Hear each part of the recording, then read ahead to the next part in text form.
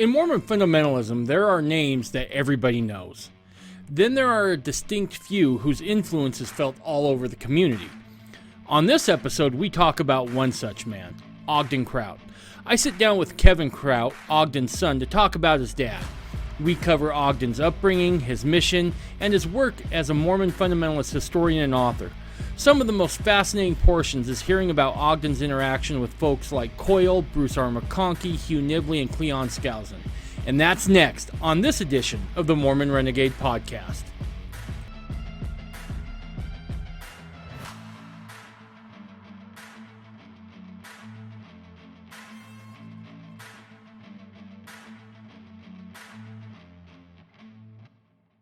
So I just want to take a moment to thank you, the listener. When I started this podcast, I wasn't sure if anyone would really listen. Now, to my surprise, this thing has taken on a life of its own. And that's all due to you, the listener, spending your time here with me, and it means a great deal to me. Now, as a husband and father, I'm keenly aware of how important time is. It feels like there's just never enough of it. So when you are spending your time here listening to this podcast, I feel a responsibility to never waste your time.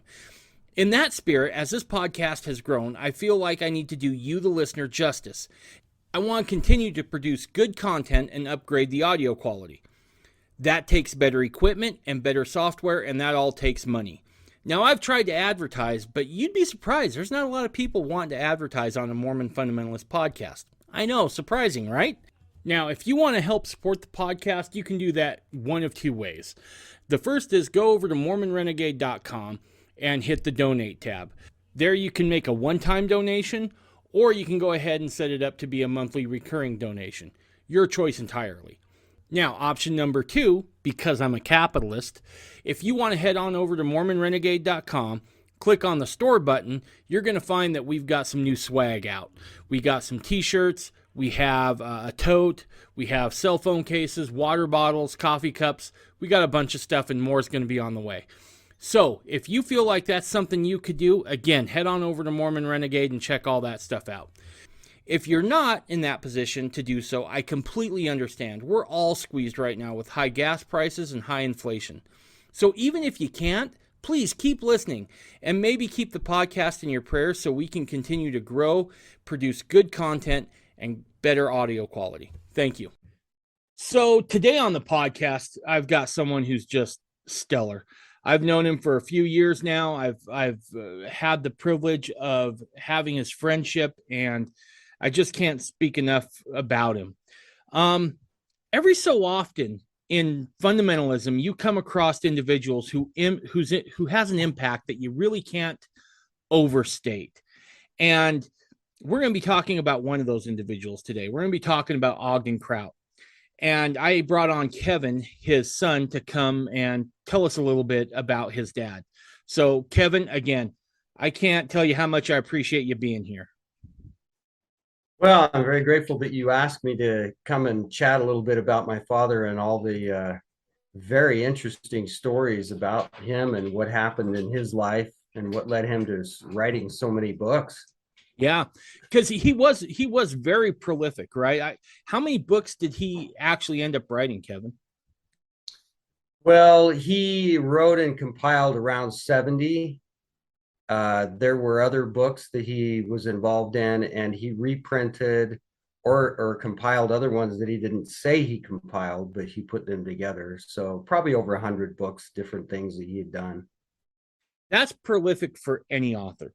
It's even more prolific when you start looking at the amount of just raw data that he was able to compile. Because, and we'll get into this a little later, but one of the things I loved about reading your dad's books, especially as I was a newbie coming into fundamentalism, your dad had a huge impact on me and how I did things. And I've mentioned this in other podcasts. And it was almost like your dad was really good about being like, here's the information.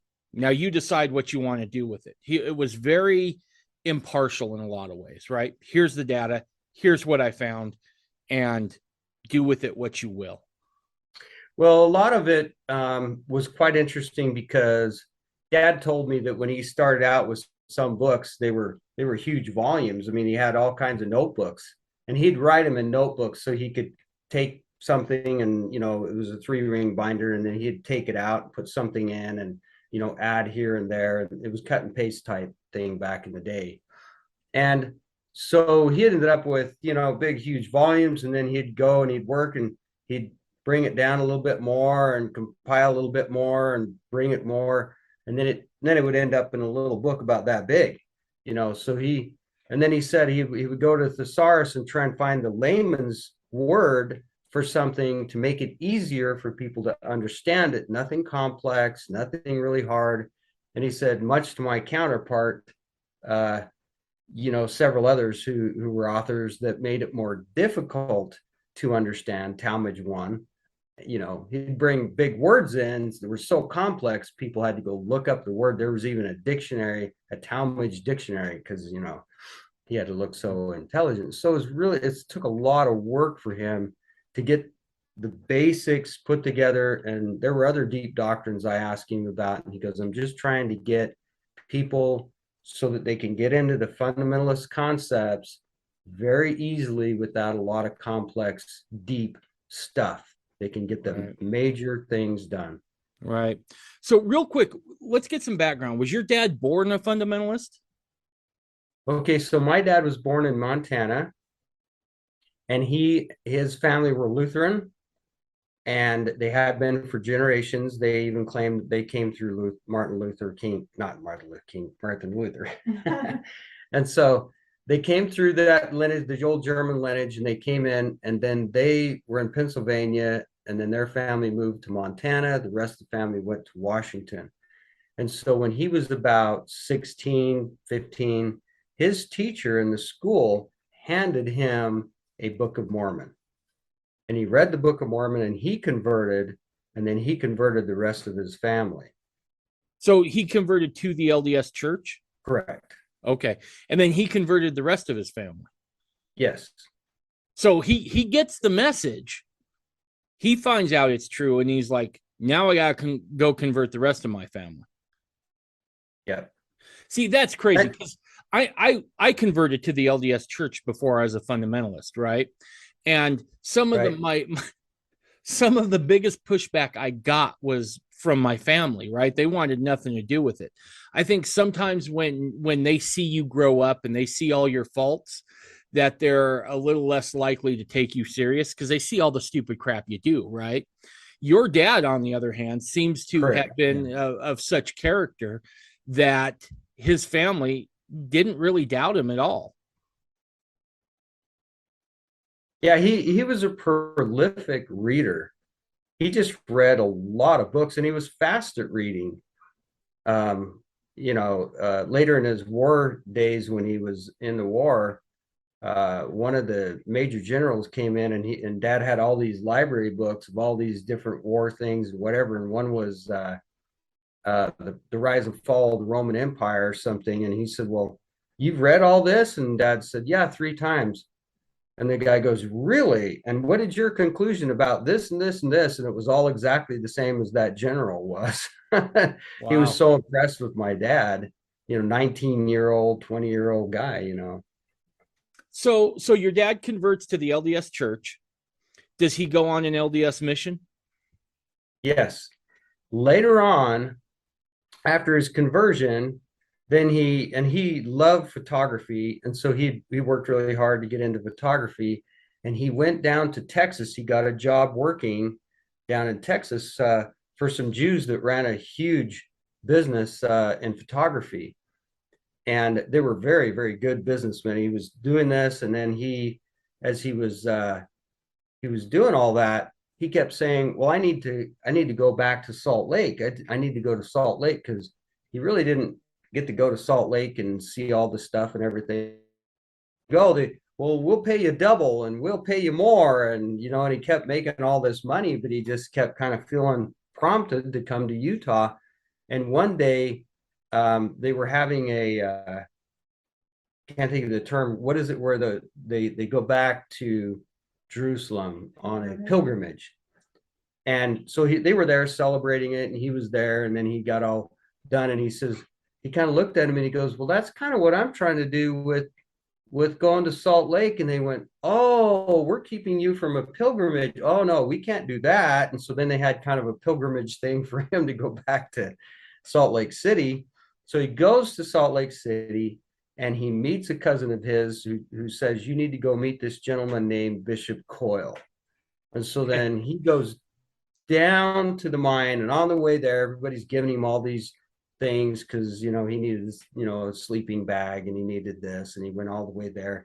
And he walks up to Bishop Koyle, and Bishop Koyle looks at my dad, and he goes, shakes his hand, and he goes, oh, we have been waiting for you. And for anybody who doesn't know, Bishop Koyle was the bishop who had revelations about the Dream Mine down in Utah County. And we're going to do an episode, in Salem. So we're going to be doing an episode just on the Dream Mine here before long. And your name's on the short list for that, Kevin, because you're the one that taught me about it. So I can't think of a better guy to do that. But let's stay on your dad. So he meets Bishop Koyle. Now, is Bishop Koyle the one that kind of introduces him to fundamentalism? Well, let's see. No. Trying to think. Yeah, it wasn't him. It was his cousin that he met in Salt Lake City that took him to the Dream Mine. Okay. So it was the Geertsons. Now, the Geertson name was part of the Dream Mine. Joe Geertson was kind of being prepped to follow Bishop Koyle afterwards, and then there was kind of a coup, and another guy got in. But so he learned a little bit of that, but then he also met Joseph Musser around that same time, and so he started getting into fundamentalism. But then he met Bishop Koyle, and Bishop Koyle, was pretty much a fundamentalist. Mm-hmm. In his thoughts and actions and everything. And one time Dad told me, he said he was asking Bishop Koyle about the Adam God doctrine, and he was kind of showing him quotes and asking him questions, and he kind of sat there and nodded his head and this and that, and then they were in a wagon. They were actually driving in a horse-drawn carriage wagon, and then they got where they were going, and Bishop Koyle got out of the wagon to go where he was going to go, and he turned around to my dad and he said, Adam is your father and God, and don't you forget it. And then he left. Now he says that was the shortest lecture I ever had on Adam God. so he meets Bishop Koyle. This is all before his mission? That's correct. And this is what happened. Dad wanted, so he was there with Bishop Koyle. He went through all the miracles, all the foreseeing. We're going to see a map of the United States today. None of them understood it. They blasted out one of the rock, and there's this, quartz that looks just like the United States map. And he's like, holy cow. And so all this stuff kept happening, and he gets to the very end, and the mine's shutting down, and Koyle's getting aged, and Dad's still there kind of assisting and helping. But he wants to go on a mission. And he tells Bishop Koyle that he wants to go the old style, the old way, without purser script. And Koyle says, he looks out the window and he's thinking and he's meditating on that. And then he comes back and he says, Stonewall. He nicknamed my dad Stonewall because he was a stubborn German, Right. And he says, Stonewall, I think you might just get that wish. And then my dad left on his mission. Koyle was kind of sad, and then Koyle died not very long after that. So where did your dad go on his mission? My dad went to Southern States mission, which is Southern Arizona and Southern California. And his mission president was Bruce R. McConkie's father, Oscar. Really? And so the day my dad gets into the mission field, he's sitting outside, and one of the guys comes out, one of the other elders comes out of Oscar McConkie's office door, and he walks out and he goes, oh no, they're going to make us go without purser script. Which is what your dad wanted. Yeah, and McConkie had that dream the night before my dad got there. Wow. And then so he went a full 2 years without purser script. And then the day that my dad left, McConkie had a revelation to go back to the new way. Wow. So my dad was the last full-time 2-year missionary that served without postscript, and it was in the 40s. So real quick, did your dad have any experiences on his mission that he related to you that you feel would like foreshadow what he would do later in life? Yeah, he actually wrote an entire thing called Missionary Experiences,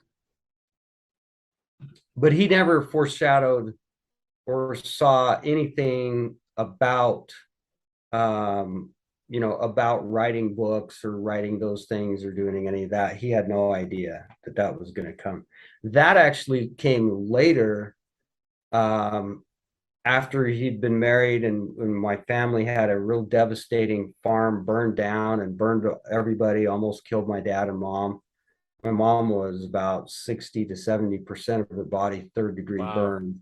And they gave up on her. They thought she's going to die, and then she lived. And she was the first person that actually had plastic surgery. Is that what they call it? Yeah, plastic. Where they take Not plastic surgery, another part of your skin. Skin graft? Yeah, skin grafting that actually worked. Wow. So she was one of the first ones. And she kept telling the doctors, you got to have vitamin E. You got to have vitamin E. And they put vitamin E on her. And then after that, she got better and worked. But so anyway, that happened. That devastated. They were in Fruita, Colorado, Grand Junction area. He gets a job at Dugway Proving Grounds, moves here, and then he's at Dugway. And then one night, he actually has an experience where he says that an angel.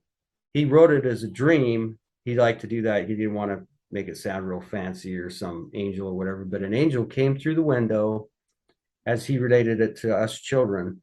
And the angel stood about 2 or 3 feet above the ground and stood there with a big book, like a big Bible. And he shows it to my dad, and my dad looks at it in the dream, and the angel turns some of the pages so he can kind of see what it was. And as he's turning these pages, my dad looks at it and he's reading it and he goes, "Oh my gosh, that's kind of my style of writing. That's my and then he starts thinking, did I write this book?" And he looks at the angel, and telepathically the angel says, "Yes, you wrote this. You're going to read this." And then this was before he met your mom? No, this is after they were married. After, okay. Yeah. And so he had 4 kids by then, and I wasn't born yet. And so anyway, so he comes and shuts the book, and then he said out the window he went, and then I realized that it was showing to him the books, like United Order and this and that, and he had all these subjects. And we even have one of his hands sketched, like he wrote out Ensign to the Nations, and he wrote all this and everything, and put some of the listings of the books that he was supposed to put in there, where he drew that out, I guess, the day that happened. So let me just make sure I'm caught up here. So he gets home from his mission. He meets his wife. They end up met her on the mission. He actually met her in the mission field. Really? Yeah, and then he kept writing her, and then after he got off his mission, he came and got her and married her. Nice. So they get married, they move to Dugway, and there is where he kind of receives his commission, if you will, that, hey, this is your mission. This is what you're going to do. Does he start on it right away? He starts compiling a lot of information, just ideas and things and whatever. But it never really kicked into gear until he wrote a little pamphlet called Jesus Was Married. Okay. Which was a really hot item at that time. And he wrote this pamphlet, and he'd tell me a story. He went down to BYU because there was lots of controversy on that at the time. And he printed out 500 pamphlets, and he took them to the 70s bookstore, and he said all of them sold out before he even got back to Dugway. Wow. So was he a full-blown fundamentalist by this point, Kevin? No. Or he was still... Well, he had met Musser. He had all the experiences with Bishop Koyle.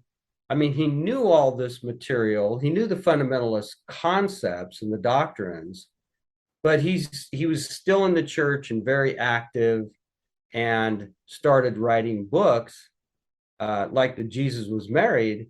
He actually decided he'd write a book, so he wrote an actual book on it, and then that started selling. He wrote one on the 70s. He wrote one on Christ and the Crucifixion. He wrote several books. There was about 8 or 9 that were being sold at Deseret Book. He outsold Bruce R. McConkie. So Bruce, yeah. So Bruce was a little bit, and my dad always was friends with Bruce and with Bruce's dad, Oscar. He always talked to Oscar, till the day Oscar died. They were good Right. friends. Going back to what you said, that your dad had met with Musser, he had met with some other, Koyle. That wasn't that unusual for that time period, right? I think today in fundamentalism, we see a very stark line, right? Which is, you're either a fundamentalist or you're a member of the LDS Church. Back in those days, from some of the older guys I've talked to, that line was a bit blurred there for a long time, right? I mean, you could go to the LDS Church, you could fulfill your calling, but if you wanted higher things, sometimes before Musser was really on the outs with the church, from my understanding, is the church would refer people back to Musser if they had deep questions. Correct. And so the line between fundamentalism and LDS wasn't as stark as what we think of now. Is that kind of your understanding as well? Yes, there were a lot of LDS people, in fact, that were living plural marriage at that time. The 50s, the 60s, a lot of the fun, there was a lot of this stuff going on. There was a lot of people in the upper echelon of the church that believed all the fundamentalist doctrine. I mean, J. Golden Kimball was one of them. J. Golden Kimball life was saved by Bishop Koyle. Bishop Koyle was a young missionary in J. Golden Kimball's, and J. Golden Kimball was his mission president. And he told him, don't go to this meeting, President, because if you do, the mobs are going to kill you. And they were down in the South, which hated Mormons. And so he saved his life. And so Jay Golden had stock in the Dream Mine, and a lot of different ones were. And so there was a lot of mixing in between. In fact, Joseph Musser was asked to come to the temple, and here he was outside the church, but he was actually asked to come to the temple and get his second anointings. And that's what I understand, is that from doing my reading and talking to some older folks, it wasn't a stark line, right? I mean, it was a lot. There was a lot more gray area, so to speak, when it came to, are you fundamentalist or are you LDS? And it really doesn't seem to be about until the 70s that line becomes stark, and it's one of those lines that you have to make a choice on now. Sure. In the 50s, when they brought a lot of the council and threw them in jail, that was under Heber J. Grant's era. A lot of that happened. Fundamentalists kind of got thrown in jail. There was a lot of stuff kind of starting around that time. The 60s, nothing too much went on. But in the 70s, what happened was, remember, it was Bishop Koyle was basically excommunicated by Marky Peterson. Right. Marky Peterson's what put the pressure on. And then because Dad had association with the Dream Mine and Bishop Koyle, then now Marky Peterson started coming after Dad. In fact, one time Marky Peterson called President Johnson out in Grantsville and said, you need to excommunicate Ogden Kraut. And he goes, why? He's one of my best guys in the state. He knows more than any of us. Why would I do that? And he says, oh, because he wrote that Jesus Was Married book. And he goes, well, okay, I'll whatever. And so he hung up the phone. Then he called, and then Johnson called my dad right away and says, now guess what Marky Peterson's after? And he goes, what? And he says, he's mad because you wrote that book, Jesus Was Married. And my dad said, well, you tell Mark Peterson that I went up to the president of the church, Joseph Fielding Smith, and showed him my manuscript before I ever completed Jesus Was Married. And he said, yeah, the story's right there. The marriage in Canaan, that was Jesus. That was his experience. He goes, yeah, it was great, Ogden, but maybe you could call it, was Jesus married, or maybe Jesus was married. And my dad said, well, was he or wasn't he? Yeah. And so Joseph Fielding goes, well, all right, go ahead. There it is. And so I got approval from him, who's the higher ranking officer here. Sorry, and so anyway, so the stake president called back Mark Peterson, and Mark was really upset. But so he just found him on some other grounds and excommunicated him. So Mark Peterson was kind of the hatchet man, and he was kind of out getting everybody that he could that had fundamentalist leanings around that time.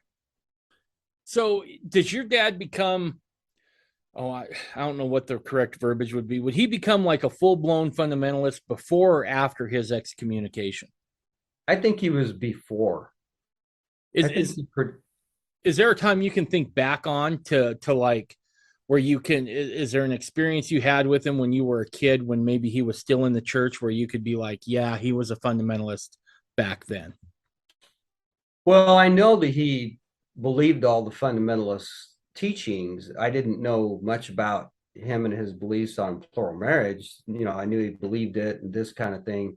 A lot of the plural marriage happened after his excommunication, and there might have been some before that.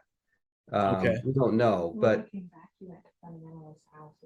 yeah, he always went to fundamentalist houses, and there were a lot of fundamentalists that came, and they had 2 or 3 wives, and he visited with them, but see, I was 8 years old, and my dad baptized me in Grantsville, and it was a grand experience to me. It was a beautiful experience. Come up out of the water, I'm prophesying, I'm seeing things, and my brother's going to do this, my sister's going to do this, and I don't even remember the experience too well. I remember some of that, but my sister, she recorded all that experience. So if my dad didn't have any priesthood, or there was this and that, there was some real effectiveness to that baptism. And then it was probably only 3 or 4 months later that my dad was excommunicated. Okay. All right. So do you remember his excommunication? I do very well. What happened there? Well, ironically, he didn't go to the excommunication. He just figured it was a kangaroo court, and that was all that was going to happen. And so they'd already announced to him that what's going to happen. And President Johnson told him, well, be ready, because they finally got you, and that kind of stuff. And so he didn't go. But I remember how quickly and viciously people in the ward turned against my father. I mean, and my dad knew more than any of those people. I guarantee you there wasn't one other person that had the scholarship my dad did. And I remember one of the neighbors right next to us across the street, he came over and told my mom in front of me, he's going to be a son of perdition. He's going to go that far. Oh, geez. Oh yeah, it was all this horrible stuff. And then I got treated pretty bad. And there was some real, there were kids at Dugway that beat me up, because my dad was also a well-known figure in fundamentalists. After that, within 2 to 3 years, there was the John Singer situation happening, where the guy got shot in the back for homeschooling. He was very well on the news anytime situations happened with fundamentalists. He was a common individual. If there were problems in court, he was considered a professional witness, so he'd come in and explain to the court why this and this and why they believed that. It wasn't long after that Reuel Allred got killed, right? Mm-hmm. And so that made headline news, and so all that was all in the news, all in things. And I remember a bunch of the deacons and teachers that came and beat me up because my dad was a polygamist, and pretty hard, actually. I was a pretty big kid. I pretty much defended myself till all of them got on me, and they beat me all up. And then I went past the sacrament with a black eye and everything, just in spite of them. Right. So what was the relationship between you and your dad like during that time? Did you like ever blame your dad for any of that stuff, or? Well, I didn't. I always kind of saw a different view than my mother did. Like one time after that, she came in and she says, "Well, your dad wants to give you a blessing," because I was very sick as a kid Mm-hmm. and probably dug away and all its, contaminants. But anyway, I was sitting on the couch and he came in and gave me a blessing. And I got better right away. And she had told me, "Oh, since he's not a member of the church, that it probably won't work, just so you understand." And then it worked. And then I was really confused. I'm like, okay, what's going on here?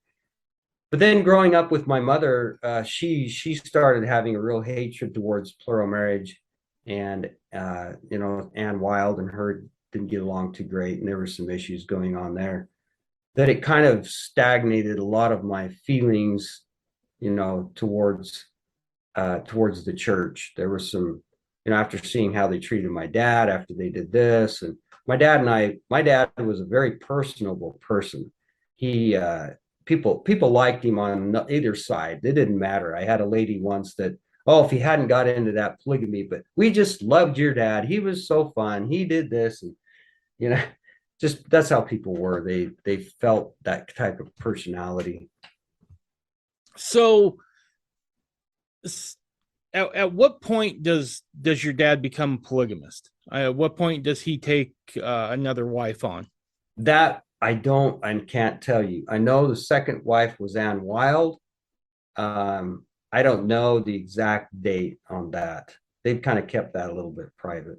I'm Sure. assuming it may have been a year or two earlier. I'm not sure. Gotcha. Gotcha.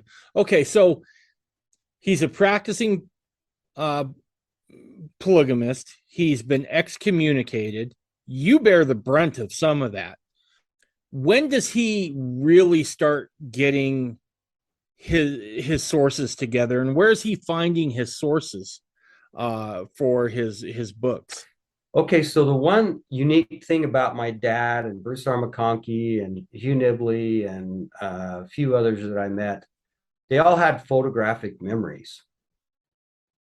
And so my dad, having all the people that told him, well, you need to read this book or read the Journal of Discourses or read this or contribute or all these different ones. And then he kind of made friends with some of the guys at the archives. And so he got into some of the archival stuff that other people didn't get into. And dad did favors for the archivist.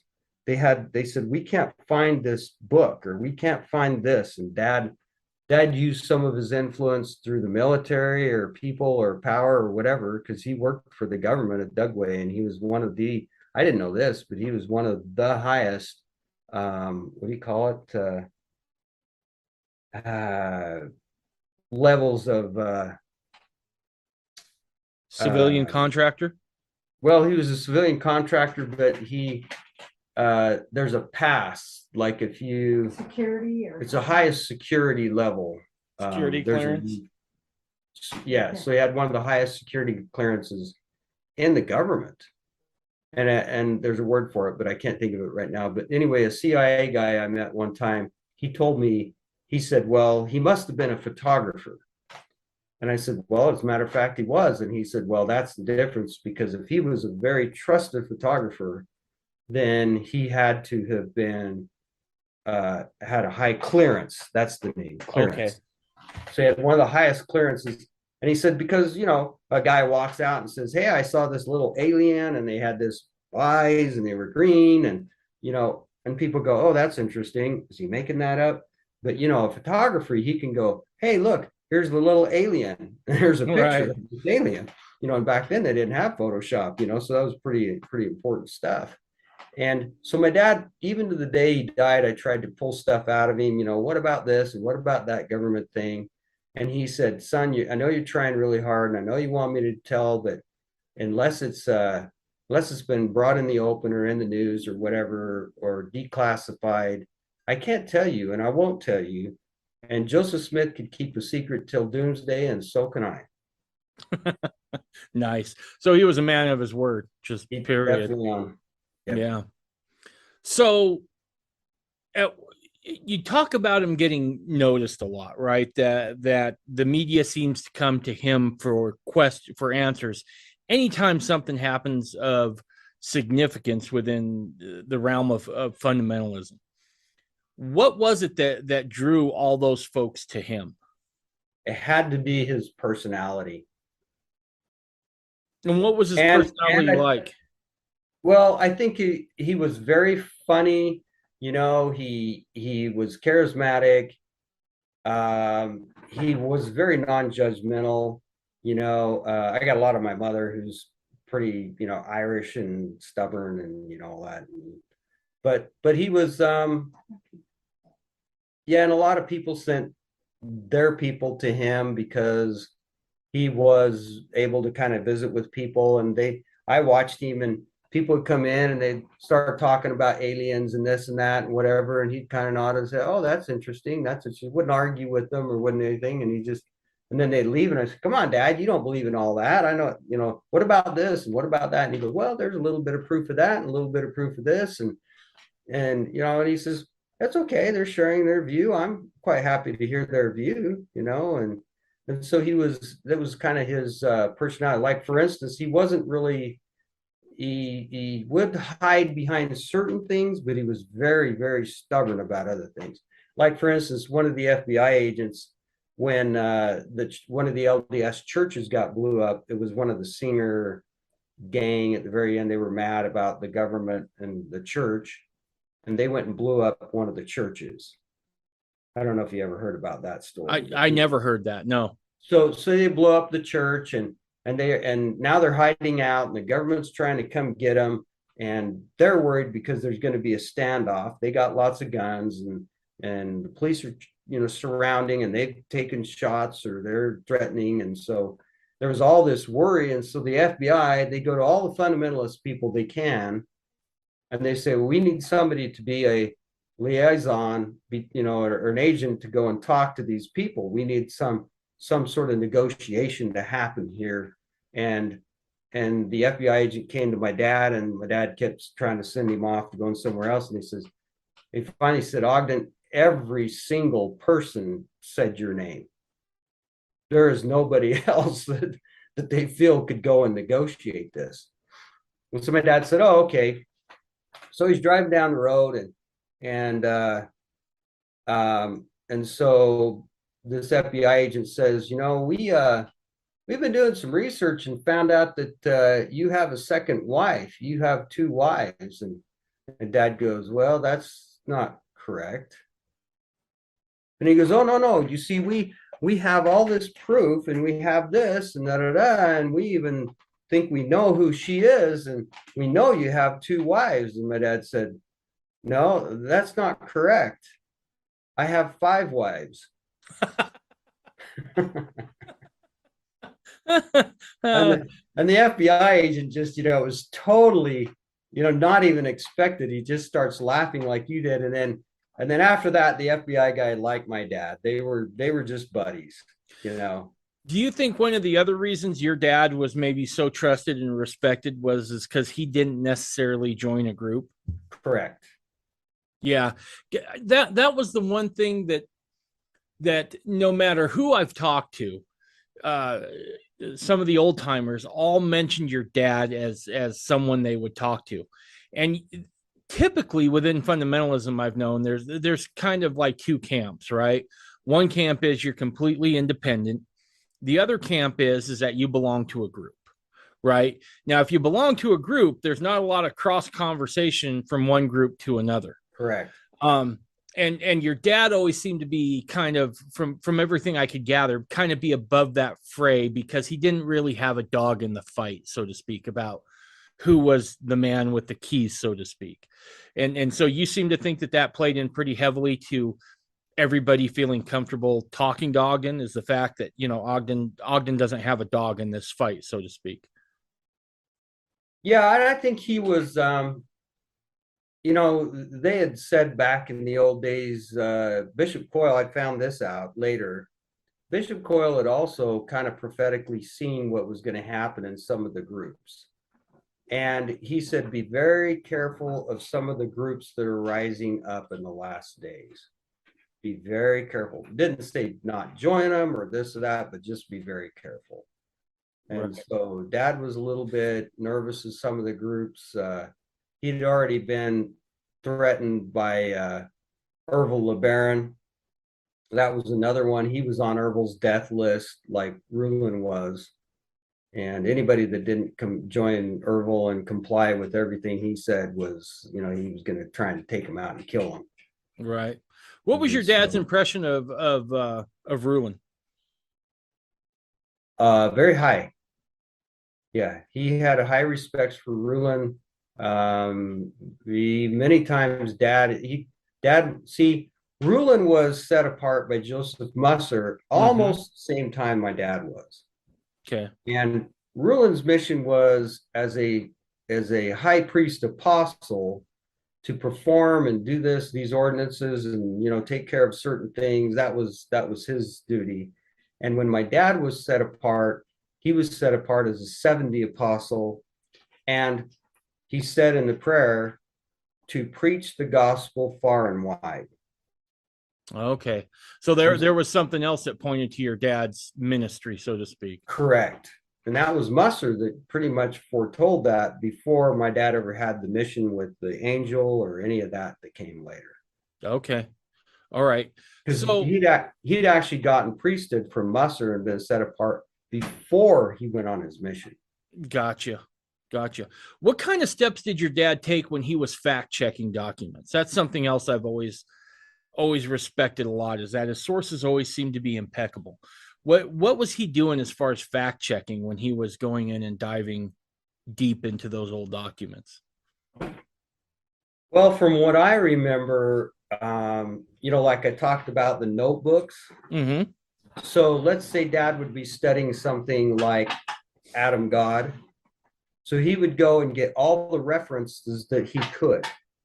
And then he didn't just kind of write down the reference or any of that.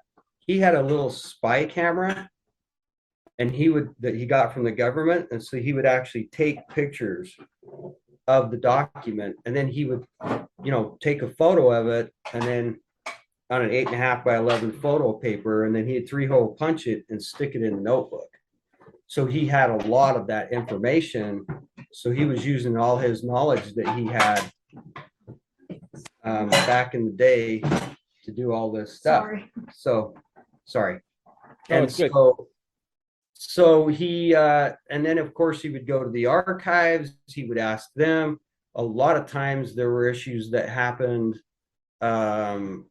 Like for instance, there was a first presidency vault that didn't exist, and the church never claimed that it was there. Right. And Dad knew that there was a couple references in there, but he couldn't get to them. And one of them was in the John Taylor papers, or the diary of John Taylor. So he got a hold of Samuel Taylor, who was John W. Taylor's son, who wrote Flubber and other movies for Walt Disney. Right. And so one day Samuel calls Salt Lake City, and he calls the first presidency, and they're all at conference, getting ready for conference. And the secretary answers the phone, and he says, "Can you do me a favor?" He says, "Go back in the first presidency's vault, and on the right-hand side is my grandfather John Taylor's diary. And in there, about page 53, it says that it's something like this. And if you can just tell me if it was this phrase or this phrase, that would help me out." And she goes, "Oh, okay." And she goes back in, gets it, and comes back out. And she says, "Well, it was on the left side, not on the right side. But here it is right here, page 53. And it reads like this." And she read it off, and it was just what my dad had. And then she goes, "Okay, anything else?" And he goes, "Well, what about this page? Was there something else in here?" And so she gets all these checked out by her. And then she closes it up and takes it back into the first presidency vault that doesn't exist. And my dad, got that information from Sam, and they were both laughing forever. Right. So that's fact. That's some of his techniques that he used to check facts. So Another question I've always had about your dad is because he was so knowledgeable about the gospel, he had seen a lot of firsthand documents. Because of the very nature of people, and especially Mormons, right? Because we are a very, we're people who love hierarchy, right? Because that's kind of the way the gospel was first introduced, right? You have a first presidency, a quorum of the 12. I imagine that he must have gotten some sort of push, I guess, from some people to, you should really start a church, or you should really do X, Y, and Z and be a leader. How was it your dad was able to fend that off for so long? That's a good question. I don't know exactly how that was. I just know that he was very stubborn and stonewall, and he felt like the early brethren in the fundamentalist movement said, to not get into a group, and he said that they would have to be like a lone wolf in the wilderness.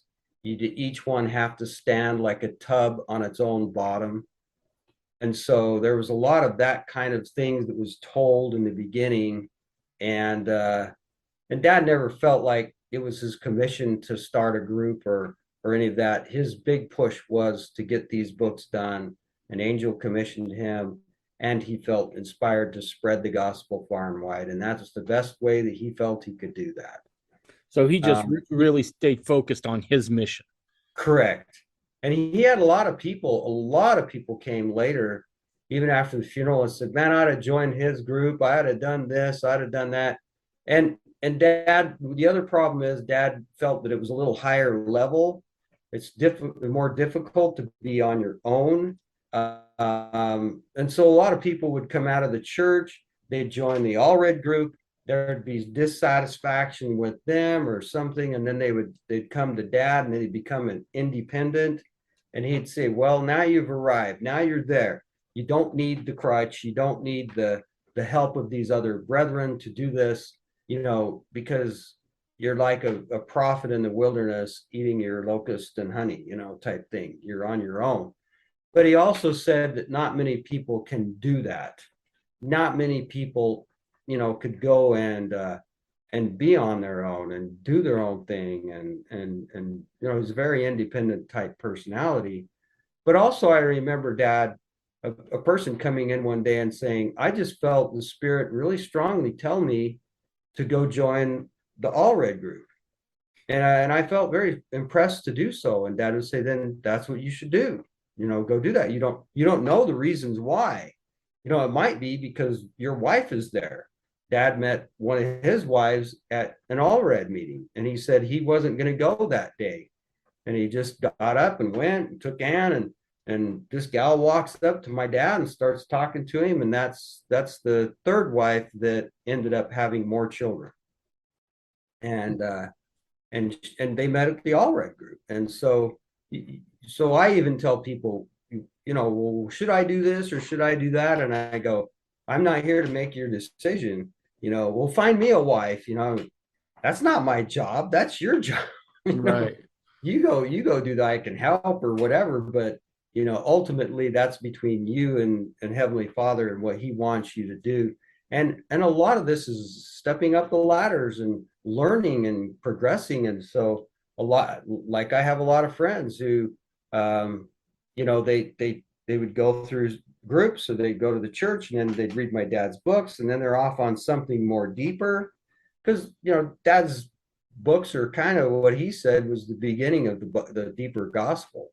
There's definitely more deeper philosophies and deeper things that Dad didn't write about, and so it was pretty much, from what my view was, it was very difficult for Dad to tell people he wasn't starting a group, but he tried to assist people to be where they needed to be.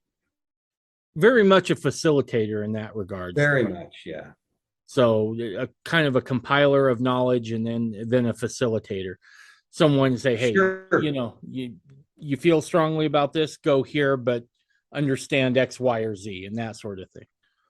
Well, and he brought a lot of people to the All Red group. I mean, in the beginning, he Well, one of them, and this has been verified several different ways, but one time it was a general authority that wanted to get a second wife.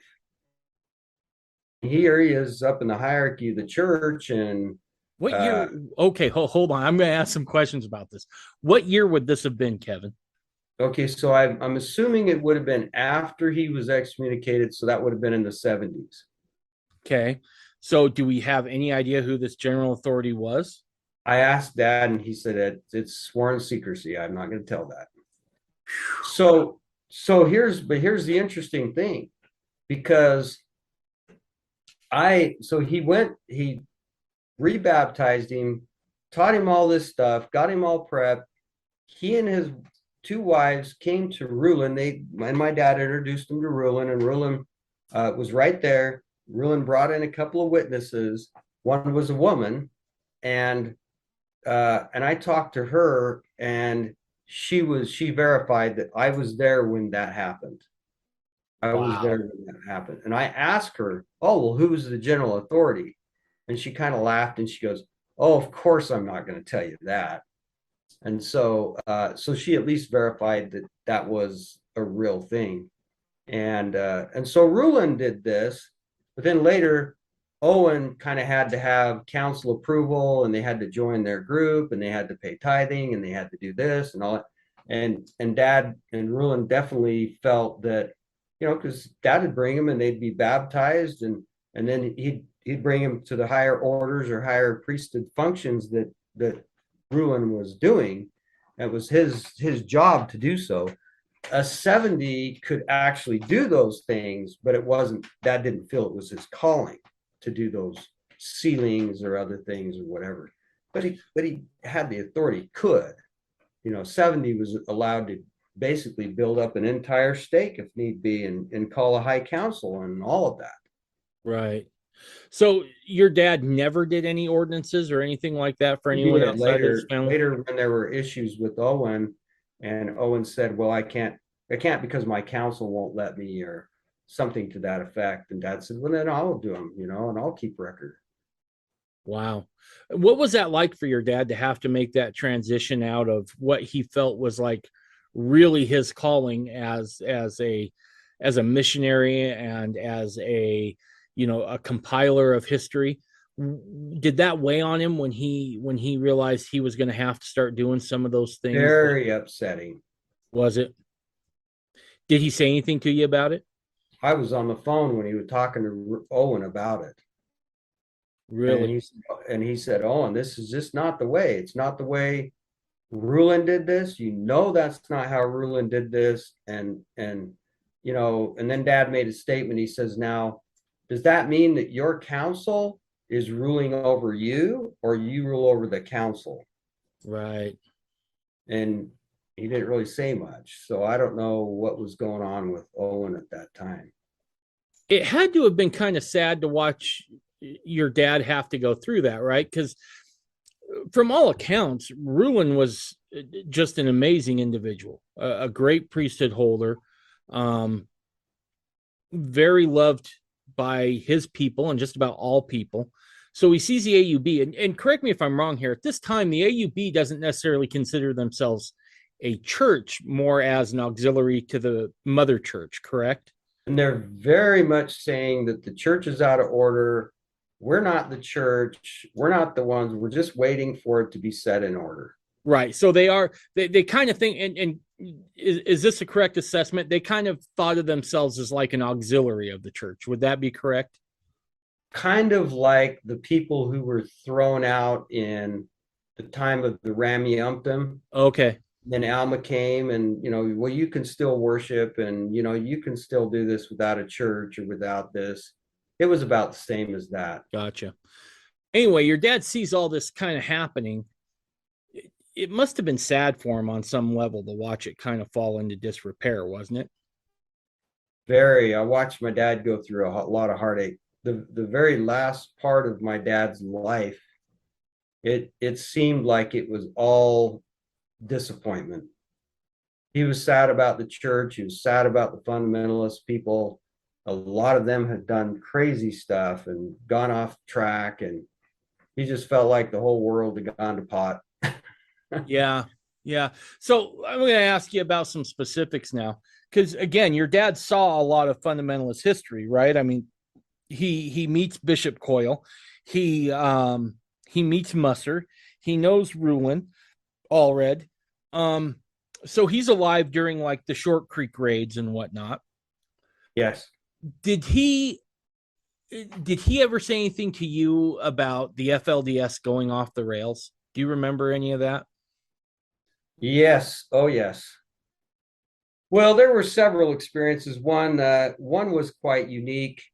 And it was the Centennial. Remember, the Centennial group broke off? Right. Yep. Okay. So when the Centennial group broke off, what's interesting about that was they had come, as many of the leaders of the groups came to my dad wanting him to be a part of their group. Right.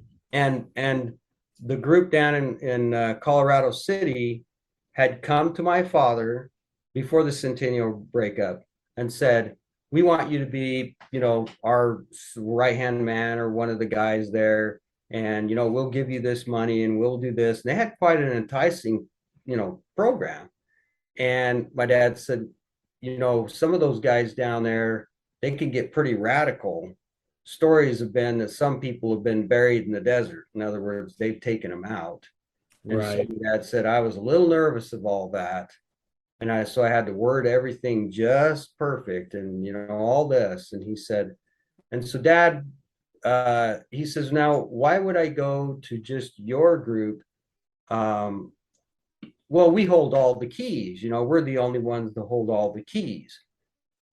And dad kind of looked at him funny and he goes, well, I don't believe that. And here's a revelation. And he pulled out, I think it was the 82 revelation or one of those where he goes to the Lord and says, who holds all these keys? And the Lord says, all of you hold these, all 12 of you hold these keys in common. However, there's one who is a spokesman. And so dad said, well, there might be a spokesman there, but it's kind of a spread out thing. It's not like just the one and only. And that kind of made him a little upset. And so they left because they didn't really know much about scripture and thing. And so then they went down, and my dad thought, I haven't heard from them. I wonder if they're going to come get me or how that went. And so they went down, or he called one of his buddies down there. He called him one of his spies.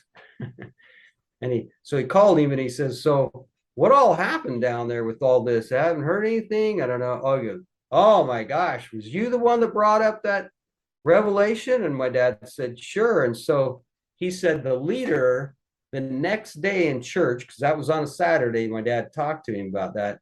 And the next Sunday, he got up in church and said, well, this was, I think it was John Taylor. Could have been, who was it?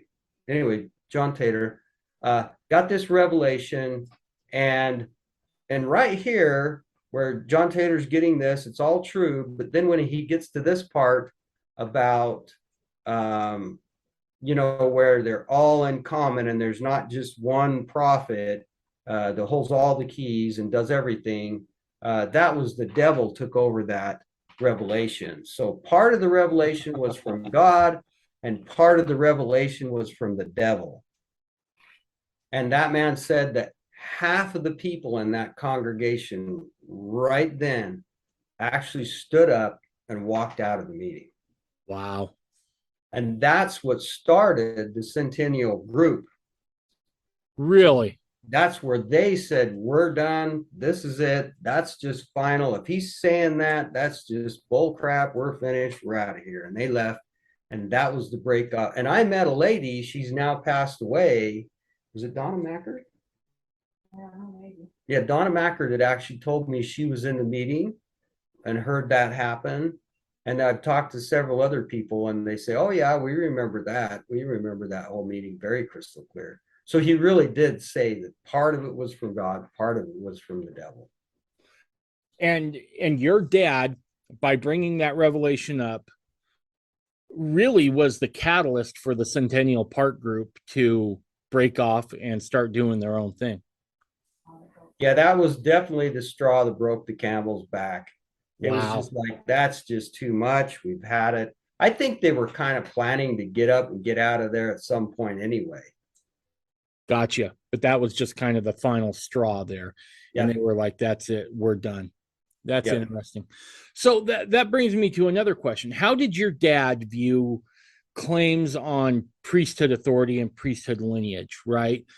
Because you got several lines out there, so to speak. You got a line that comes through the LDS church. You got a line that, goes through Musser and Allred. Then you have a line that comes, and let me back up. That Musser Allred line goes back to the Woolies and the 8-hour meeting with John Taylor.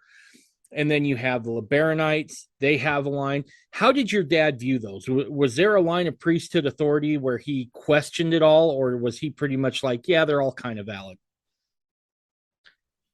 Well, I think he felt that those priesthood lines were pretty valid all the way through. However, Dad was one of the ones that brought up or the actual change in priesthood ordination.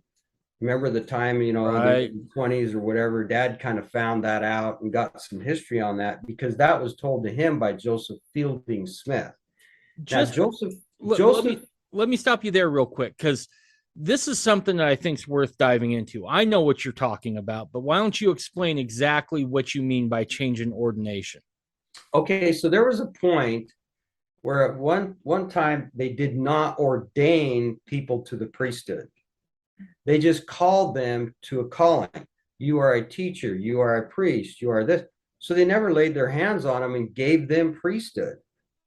And so how Dad kind of found out a little bit of that was because he was talking to Joseph Fielding Smith, and he had brought this up, and Joseph Fielding said, yeah, I caught on to that, and several of the other early brethren did, and we've been trying to correct that.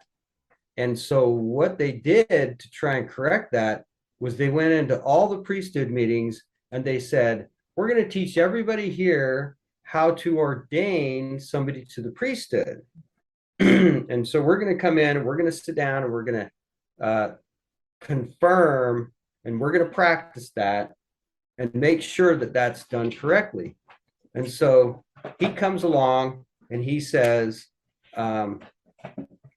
that they got in and they sat down and they had this priesthood holder who they knew actually had valid priesthood.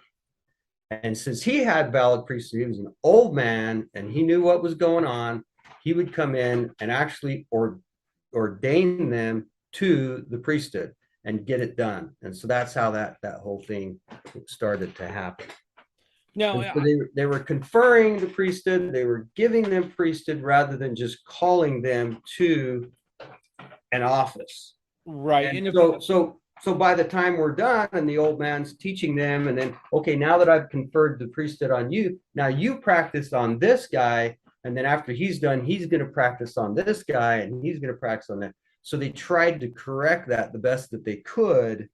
And this brings to prophecy of what John Taylor said, because he said, many people in the last days would think that they held priesthood and did not and would not. right. And it's my from what I've read is that they were just basically, like you were saying, they were ordaining straight to an office. They weren't conferring the priesthood. And Right. so what you had is you had essentially, I believe it was, don't quote me, I'll have to go back and look at my sources, but I want to say it was from like 27 to 53 is they weren't conferring the priesthood. They were just ordaining to an office. And I know that there were some steps where they tried to correct it, but from everything I saw, and you or your dad could probably speak to this better than I could, um it's my understanding that there was just no way to clean it all up. Correct. That Correct. there's most likely at least a good chunk of the LDS church who's, you might have temple workers today in the LDS temples that don't have proper priesthood authority to be officiating in those ordinances or any ordinances below that, really. Right. That's why they brought in some of the old men that had got the priesthood way back in the day. and had them start the conferring. But yeah, how would you get, I mean, what if, a guy was inactive during that time when they were conferring all that, and it only happened for a month or two, and so they're, did they really get everybody? Did it? Yeah, Yeah. very much questionable authority. And there's several priesthood lines. I mean, the LeBaron line, dad believed the LeBaron line was a legit, it came through Joseph, through John uh, Johnson, and came down through others. And of course, he felt stronger concerning the Musser line, and where he and Rulin had been called around the same time. He definitely felt that it came through the priesthood lineage. And so, yeah. And Dad did preach about another priesthood that wasn't a conferral priesthood. It was definitely a lineage priesthood that just came because of your lineage. And proof of that would be in Doctrine and Covenants 20, where it talks about if you want to be a bishop and you come through this, Aaronite line, that you can come and say, you show your lineage and you say, I want to be a bishop, you can be a bishop. Right, because you would be part of the Levitical order. Levitical order, yes. Okay. All right. So, but by and large, he didn't have too many issues with someone saying, well, I think my line is valid. He would more than likely say, yeah, probably. I mean, if I'm understanding it correctly. Yes. And he would always tell people, go and ask the Lord if you still hold priesthood, because there's still another way you can lose priesthood, certain sins, certain things. Of course, this is the question with a lot of, he would talk about some of the forcing and some of the things that happened because, in section 121, it talks about if a man, how is it forces a man, another man, or right.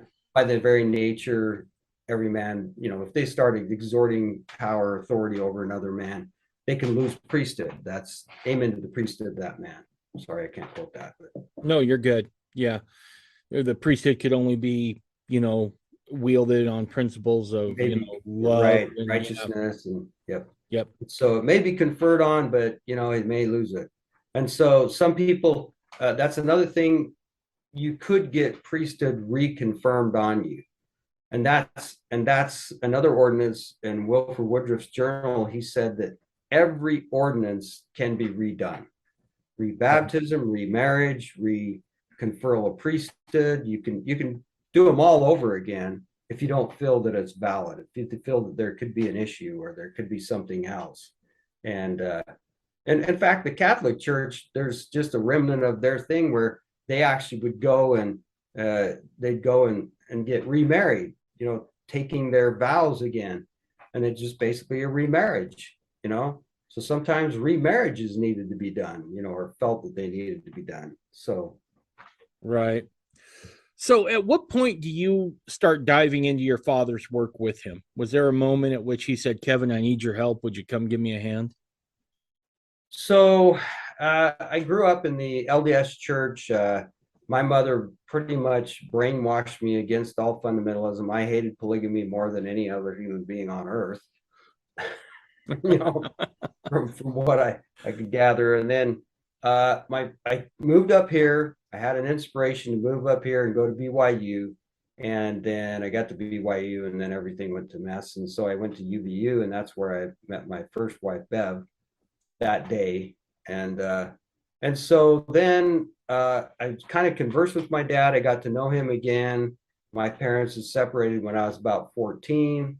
So it's been about 10 years. I finally get back and meet my dad again. And we were very much alike. We liked the same type of things. We just kind of connected all the way through. I have brothers that were jealous. Oh, Dad always did things with you. And I said, is that how it went? Or did I do things with Dad because of what I liked?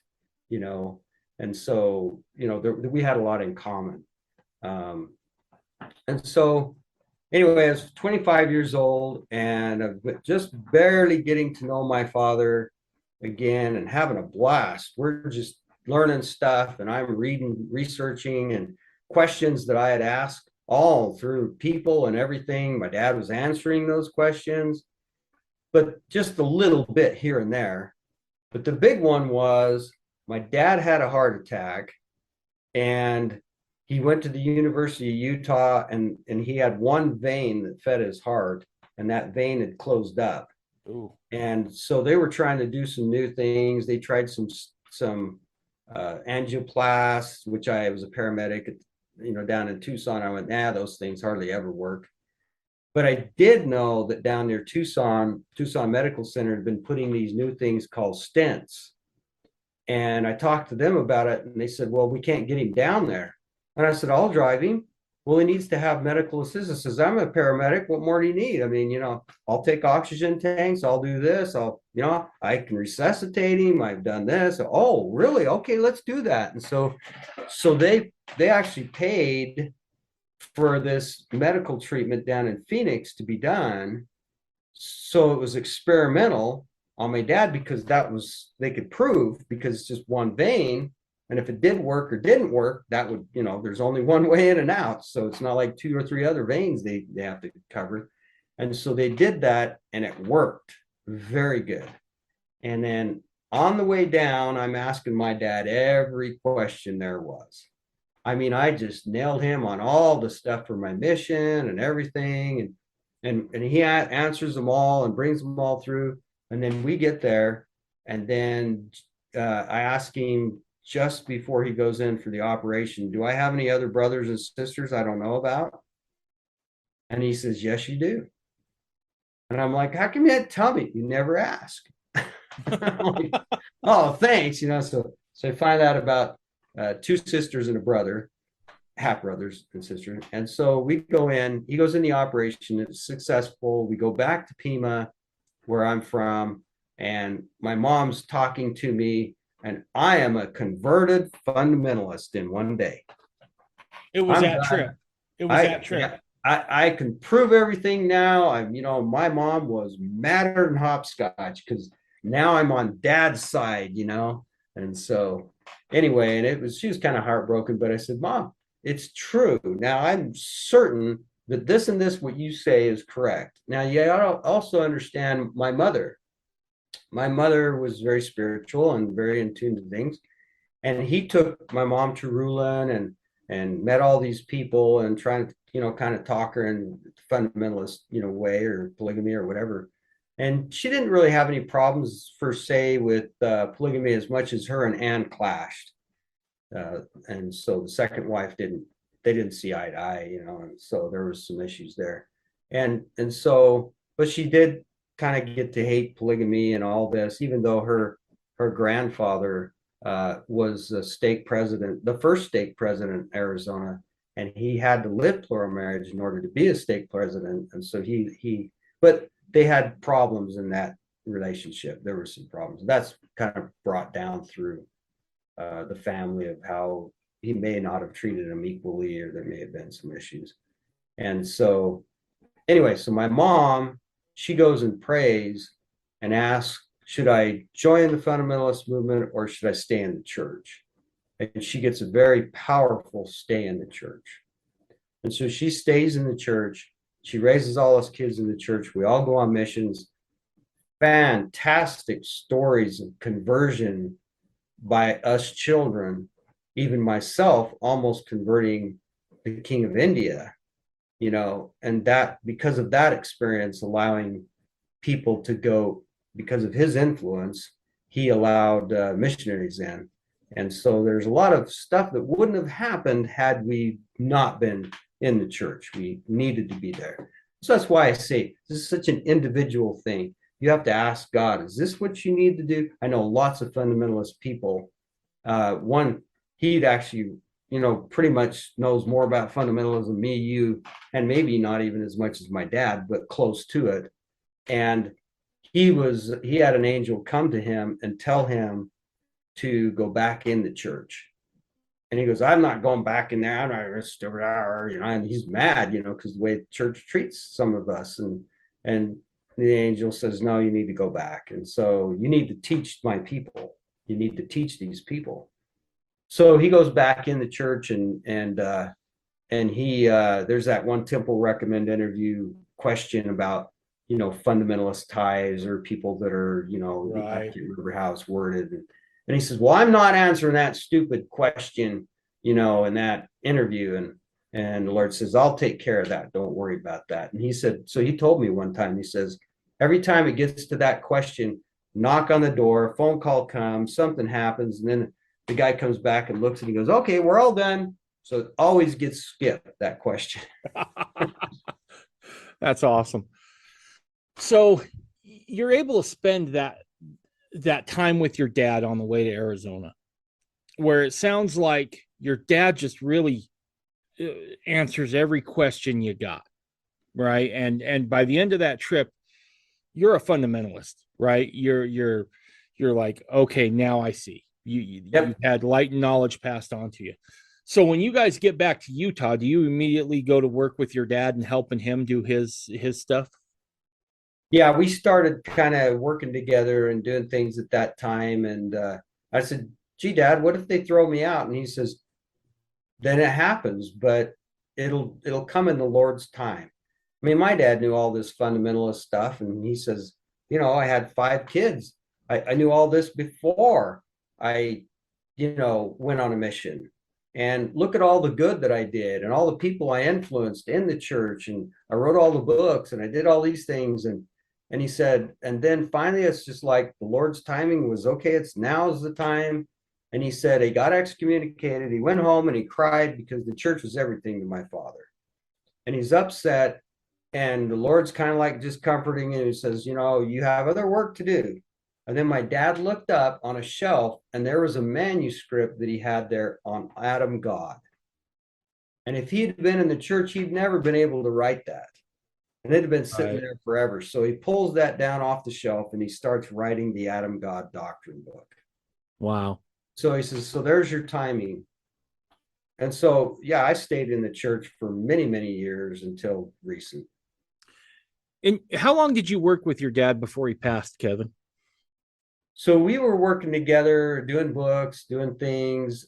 He died in 2002, and it was 83, 85, 87, 89, 91.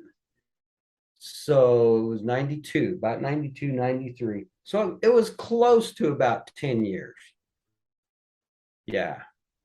What are what are some things that surprised you as you worked with your dad, as you saw him work, as you saw him do what it is he did?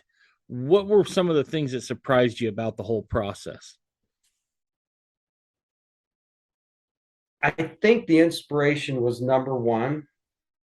Dad would be working on a project and people would just, he goes, I'm writing a book on this and this. And people just walk in the door and say, here, Ogden, I have this book. I don't know why I was told to bring you this book, or hey, I know where you can find that. And, it's George's friend who knew Benny, who knew this, who knew that, and this stuff would just come in waves. And even one time I went up to his office on 72nd South in Murray area there, and I kind of hung out. We were late, and so I didn't want to drive an hour home. And so he says, "Here, let me just pump up this air mattress. You can just sleep on my office floor." And he slept on a couch or a sofa in there in his printing area.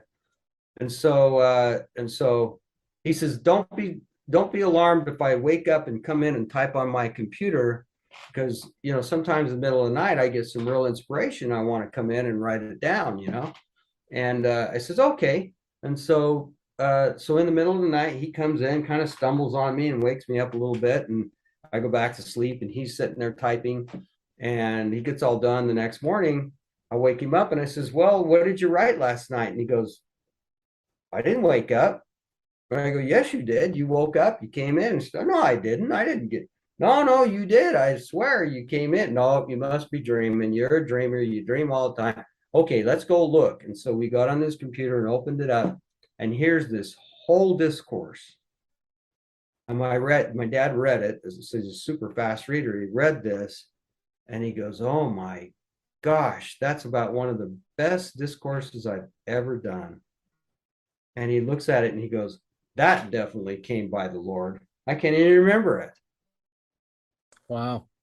And it sounds like it was a pretty rare, pretty frequent occurrence that kind of inspiration would happen for him, right? He had a lot of that. When he wrote his Sears and Searstones book, it's kind of an interesting story. He went up to a bank. I think it was Zion's Bank, just south of the temple there. And there was somebody that had a seer stone. And so he wanted to take a picture of the seer stone because he was compiling this book on seer stones. And so he goes in um, and he talks to the banker, and the banker says, well, come on in. And they got this guy. And the banker goes, there's a bunch of people that have seer stones here. And they look at each other and they say, really? And he goes, yeah, let me call them. Maybe they'd like to see your seer stone or his seer stone, or, maybe everybody'd like to just share. So he got on the phone and called all these people, and they all showed up, Pulsifer and this, and, there's probably 10 seer stones in there. And so they were all taking pictures. My dad took pictures of them because he was a professional and took all these beautiful pictures. And the Rushton stone was there and others. And he got all done and everybody's all excited about it. And Dad said, thank you very much. And they were glad to see each other's. And Dad had a seer stone that he brought with him, which was Joseph Smith's seer stone, the Belcher stone, the one with the hole in it. Right. And that was loaned to him by his Dream Mine buddy, who was up at the Dream Mine at the same time he was, and wrote a book on the Dream Mine, Norman Pierce. And that came through the Pierce family. And Norman actually promised it to my dad when he died, and that didn't happen. But anyway, so he takes these stones or gets done with the pictures, and then he's heading up to the First Presidency's office because he wants to talk to Joseph Fielding Smith. And he goes up and he tells Joseph Fielding, I'm writing a book on seer stones. And he goes, oh, that's great. That's good. And he says, so I want to take a picture of the chocolate stone, the chocolate chip stone, they call it. Right. And he says, oh, that'd be great. Yeah, let's grab that. It's right here. And he went back and got it and sat it down. And Dad set up his photography stuff. And he's all ready to take this picture of this. And he's all ready to snap the picture. And in walks Joseph Fielding's wife. This is the second wife, and she's pretty brutal, and she's like kind of bossing him around and everything. And she says, well, what's Ogden doing? And well, he's taking a picture. Well, I think that seer stone's too sacred. We shouldn't take pictures of seer stones. And he goes, well, why not? Well, because it's too sacred. And she went on. And finally he looks at my dad and he goes, well, maybe we better not, Ogden, and kind of winks his eye, maybe we'll get it later type thing or whatever. And anyway, and so Dad says, oh, okay. And so he folds up all his photography stuff, gets it all put away. And then the joke in the family is that Dad came down the elevator and he walks outside of the church office building. He looks up and he goes, hey, who's running this show anyway? My wife? So anyway, yeah, it was kind of funny. But so that's kind of how he told me, later I thought about it, and if I had tried and planned to get everybody together and get those pictures and do all this, he said, I don't think I'd ever got them all together. It's just like God brought them together and made it all happen. Wow. And it was that way with the sources, it sounds like, too. People just showing up with sources like, hey, here's this. Absolutely. I watched it happen. Yeah, one time, I can't remember what book it was. It was a fundamentalist book, and he called everybody, and he couldn't find this book. And and he knew there were books out there on it, but he just couldn't find it. And he's like, oh my heck, I don't know what I'm going to do. I just don't know. I can't figure this out. And so he just went in and prayed. And the next day, a guy came in and he goes, Ogden, I need a couple of photocopies of my book so that I can get it in my journal, of all this information my great grandfather wrote. And he goes, oh, that's the book I'm looking for. Can I copy it? And he goes, sure, copy it. And copied the book. There's my dad's information. Wow. So at what point did you feel like, yeah, I want to keep doing this? This is my new profession, because it sounds like you were, an EMT. You talked about working for Novell. At what point do you remember thinking, I think I have this same calling? I didn't think that at all until right before my dad died. And right before my dad died, I wasn't even thinking that. I figured dad would get better. So I wasn't thinking that at all. And my dad came in and he walks in and he sat down with me and he says, I got to tell you a story. So you remember me talking about NB Lundwall? And I said, yes, I do. And NB Lundwall had this huge archive. They call it the Lundwall Records or whatever. And he had come. Lundwall, I think, came from RLDS background. He was going to come put down Brighamites and prove them all wrong. And then he got into the archives and got converted. And so, but he wanted to preserve the old information, the old principles, the old doctrines, and the old stories. So he started writing all these books, and that's what Lundwall did. And he's got some beautiful books. And then when he died, he basically died in my mother's arms almost. And then, because he was, we knew him so well. I remember him in our home a lot. And then when Lundwall, just before he died, he says, Ogden, I'm passing this work on to you. You're going to have to continue, not just writing your own books, but also preserving old books like I did, and old information and old records. And so dad reprinted a lot of journals and a lot of information. And then when dad was dying, he turned to me and said, I'm passing the baton on to you. And now it's your job to do this. And I felt the weight of that. And I felt the opposition to that all at the same time. And so I've been trying to print and reprint and also inspire other authors. There's several books that are back out on the shelves now because I just had the impression they needed to be done. I brought them in. I got them inspired, got the book done, and finished it and got it out. What books would those be, Kevin, if you don't mind me asking? Well, just recently, we just did one called The Notes. It was a fundamentalist gentleman who put these notes together of all the references in the Bible and Book of Mormon and early references towards subjects that we'd all could look up and find. And so there's a lot of that that's in there. I kind of helped Abraham Gileadi with books. There was times he couldn't afford, nothing diddly. And I just, said, look, I'll just print them up and get them to you, And so we did that several times. There were several other books. The list kind of goes on. And did other authors ever go to your dad and ask him for sources? Sure. Yeah. I'll tell you an interesting one. This is when I was very young at Dugway. And Dwayne Crowther, Dwayne hadn't written any books at the time. And he just lost a daughter. And he was writing a book, I think it was Life Everlasting. And so he would call the phone out at Dugway. And I mean, everybody called out. The McConkies, Skousens, there were all these names, that called. And I'd answer the phone. And so this Dwayne Crowther, I remember him more than anybody.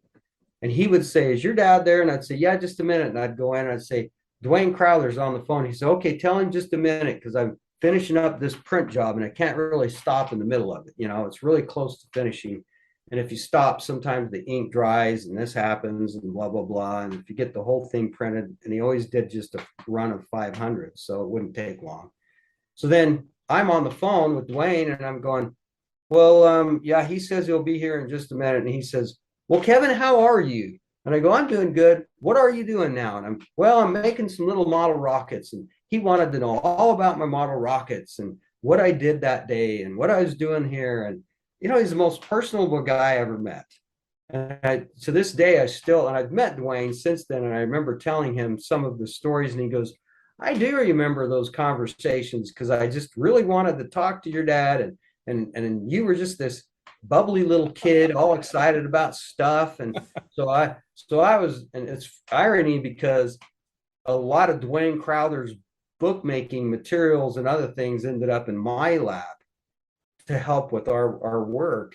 It was really irony. A lot of it was very interesting how that happened. But anyway, so Dwayne was one, and and he would call and he would ask Dad, and Dad gave him all the references for like prophecy, key to the future. He gave him, I remember all the references and all the stories and all this and all that. And so basically Dwayne's books were created pretty much from all my dad's help. Wow. And my dad was open to that kind of thing. You know, one time a guy, I was looking through some of the farms menus, and there was one thing on there about a guy who had taken my dad's 3 Nephite books and plagiarized the whole book. Wow. One story out, just exactly the same book as my dad. And the one story was the 2 Nephites by the Dream Mine. And so he didn't want that in there. And so he plagiarized this book, got it all printed, sent it to Deseret Book, and Deseret Book reprinted it under his name and he made all this money on it. And then farms caught it, and they were, upset with them and everything. And so I got the article and I brought it in and I showed my dad, and he looks at it and he goes, well, that's interesting. And I said, well, aren't you going to do anything about it? Cease and desist or this or that or whatever. And he goes, oh, why would I do that? They're getting the word out. So this, and that's the thing you could always get from your dad's writing, right? Is that Ogden wasn't in this just to make money. This was his calling. He seems to be one of those few people whose calling walked hand in hand with his vocation. Right. And he gave away so many books, you have no idea. And he always had other work. He never depended on that. He didn't want to be a priestcraft person at all. Right. He was really upset with people who did. So he covered the cost of the books and a little bit of his time, but he kept those books down price-wise as cheap as possible. I've tried the same. We were selling books at $10 right after Dad died, and they're still $10 today. And books have gone up in price, papers doubled and tripled, and I'm still trying to keep the costs down. He always had a job. He always had print jobs that he was working on. And so he worked very hard to make sure he wasn't making money on his calling, priestly office work. Gotcha. So I'm going to throw a couple names out because you brought him up, and I want to hear about some of the interaction your dad had with him. Tell me about his interactions with Bruce R. McConkie. Okay. So Bruce and Dad were pretty close because Bruce's dad, Oscar, he was always in Oscar's house and talking and doing things and whatever. And so Bruce was there and he knew Dad. And Bruce was an attorney, and so he kind of knew both sides of stories. And so he could produce really good on either side. And so my dad would write Bruce letters, and that would have been awesome to have all the letters my dad and him wrote back and forth, but they wrote a lot of letters back and forth. And Bruce would bring up this and Dad would bring up that. And I think Dad pretty well won a lot of the cases there. I mean, I think he really did. And frustrated Bruce. He was kind of frustrated. But what's interesting is one time I remember I said, Dad, how come you always quote Bruce R. McConkie? Here he is, in the church and blah, blah, blah. And he said, let me tell you why I quote Bruce so much. One time, it was a very deep doctrine. I can't remember what it was about, something with Christ and how after he was taken up, then he became like the Father and other things. And he said, and I thought about how to word that. And one day I thought, I wonder what Bruce said about that. And so he went back and looked at it. And he said, Bruce said it impeccably perfect. And he goes, I couldn't do any better. So I just quoted Bruce because he's quoting this side, And so he says, when he quoted on the good side or what I agreed with, it was very well written. And towards the end of Bruce's life, Bruce passed away, and we were watching the funeral, and then Dad kind of went out of the room, and then I left or something, and then came back later, and he was in his room still kind of staring at his books and kind of looked kind of sad or something. I walk over there and Dad's kind of got some tears in his eyes, and I go, Dad, you okay? And he goes, oh yeah, and just kind of upset, you know. And I said, are you crying over Bruce dying? You know, I thought you guys were like, you know, mortal enemies, you know. And he goes, no, no, no, no. He says, you got it all wrong. He said, we loved each other because it was like a tennis player. You go out to, you know, you got your competition, you get out there, all right, man, I'm gonna beat you today, you know. And I'd send a letter and he'd send a letter back and I'd send a letter. And he said, we were having fun. I'd go and look up all the references and so we had fun all those years. And he said, after Bruce died, my dad kind of prophetically said, he said, that's the last scholar that we will have in the upper echelons of the church. And your dad was prophetic on calling that, because there hasn't been another scholar. There hasn't been anybody else who's done the breadth of work that McConkie did while he was in the church, while he was in the position in the 12. And that's interesting that your dad had a love for Bruce R., right? Yeah. Not many people did. I mean, Bruce was, you know, Elder McConkie was a little divisive. And the fact, I think your dad shows us something still today, right? Which is we tend to like to divide up into camps, right? You got the fundamentalists, you got the independent fundamentalists, you got someone in a group, or you're a member of the LDS church. And for whatever reason, we think there has to be animosity there. Here you have probably the leading scholar, not probably, definitely the leading scholar in Mormon fundamentalism having a joyful competition with a member of the Quorum of the 12 Apostles in the LDS Church. I think it speaks volumes about his character, and really should provide for us a glance at the fact that we don't have to be enemies with someone we disagree with. We can disagree vehemently, we can disagree vigorously, but yet still have a love for the person we're contending with. Right. Yeah. And afterwards, he said, you know, the sad part is I just don't have anybody else to play with. He kind of felt like Bruce was on his level a little bit. Yeah, and he says now everybody's gone. There's nobody here. You know, I mean, Skousen was kind of still around for a little while there, and he conversed with him and Nibley, of course, but they wrote a lot of letters. The interesting part with Nibley was that was the next name I was going to go to. Tell me about your dad's interactions with Nibley. Well, the first experience that I had, you know, I came up and I had a lot of questions, and some of them were a little bit deep for Dad, you know, and he says, maybe you need to go visit Hugh, and I'll call him. And so he just picked up the phone. My son's coming up to visit you. Is that okay? Oh, yeah, bring him on up, you know. And so I went up there, and I mean, I got up there and we started our conversations, me and Hugh.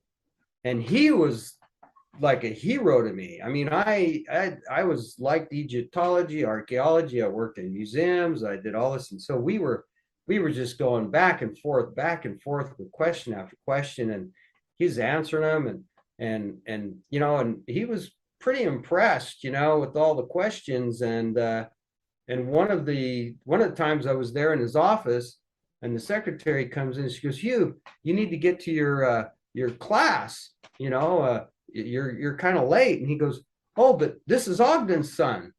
You know, I need to talk to you, you know. And so no, Hugh, I'll go to your class with you, and I'll just hang out and listen, and afterwards we can keep talking. And he goes, oh, that'd be great, you know. And so we went in, and I told him, you know, I had a kind of a vision when I was young about Zion, and they were traveling in the wilderness with teepees, and he jumps out of his seat, you know, he's all excited. Teepees, don't you see? You always say, you see, because it's nomadic. It symbolizes nomadic, which we will be in Zion at that time. We'll be traveling in the wilderness. And so that was neat. I got onto Adam God with him. He explained all the different, phases of that. There were all different types of things. What was his take on Adam God? I think he told, I did tell a story on YouTube about that conversation. And my dad had told me that Hugh had told him a lot of stories. Wasn't there a lot of stories in Egyptology about Adam God? And he goes, oh yeah, they're all over the place. And he says, well, like what? And he says, well, one of them it was kind of like a fairy tale, kind of where they kind of make a story up to kind of help people understand. But he said in one of the stories that the Egyptians told, well, there was this council of gods, and they had finished making the earth, and they got it all ready. But one of the gods had to come down and spawn off life, spawn off, humanity. And so they all looked at each other, and they're up there in their cushy thing, and it's nice and posh, and nobody wants to go to mortality again, and so they said there was one guy like me. I'm not really paying attention, always reading a book or something, and he was over there kind of not paying attention. And so they drew sticks and drew the straw, the short stick. Right. He went over there and said, you got to go down. And he goes, I don't want to go down. And they go, oh, yes, you do. You're going to go down. And they said, no, I'm not. And they grabbed him and they threw him down to earth. And he went down. And as he was going, he was stumbling and he falls and hits his nose.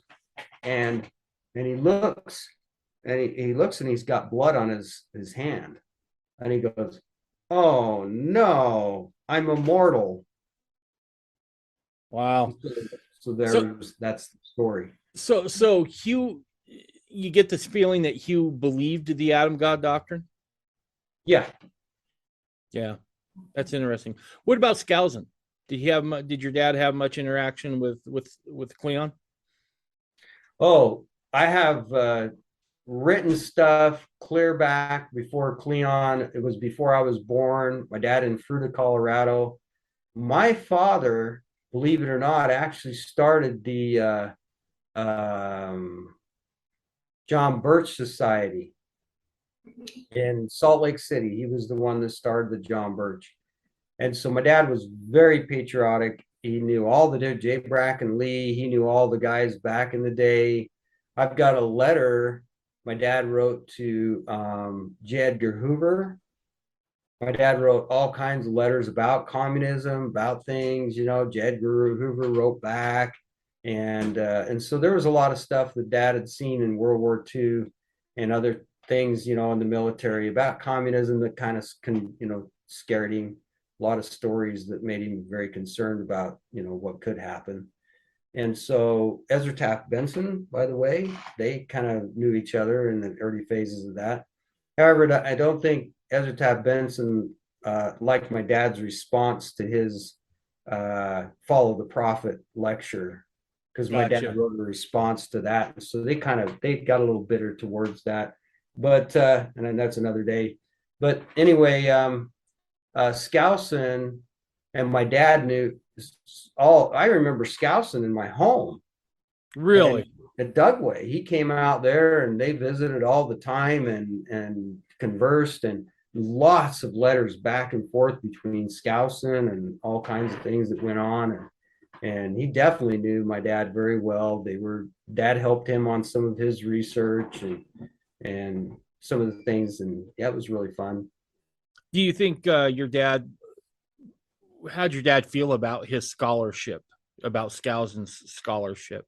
Because he wrote several books, and one that I enjoy and I remember reading was the 1,000 Years series, right, where it goes through the Old Testament. How did your dad feel about his research and about his scholarly endeavors? Well, a lot of people don't know this, but Skousen was kind of right along with Dad and all these guys. The very first book, remember, Skousen kind of wanted to he let people know he wanted to be a general authority. Mm-hmm. Okay, he really kind of wanted to get up into that. Now, my dad was called 3 or 4 times to be a general authority, and weird things happened and kept him out of being that. Really? well, I won't go there, but anyway, this other story. One time, all right, I'll tell the story. Yeah, tell the story. I mean, this is about your dad. Let's tell the story. So what happens is my dad gets called. There's a calling where they call, and then they have to vote on it, and it has to be unanimous of who's coming in. And so it's down in Grand Junction, and I heard a story or a rumor about this years ago, and I could never get the story straight. My dad would never speak a lick of it. I don't, I know it's not important. My mom wouldn't say anything.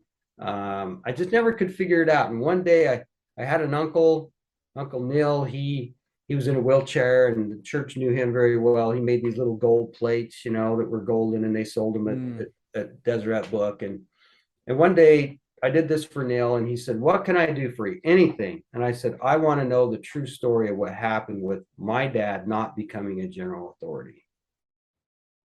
Oh, I knew you were going to ask that question. Okay, I'll tell you.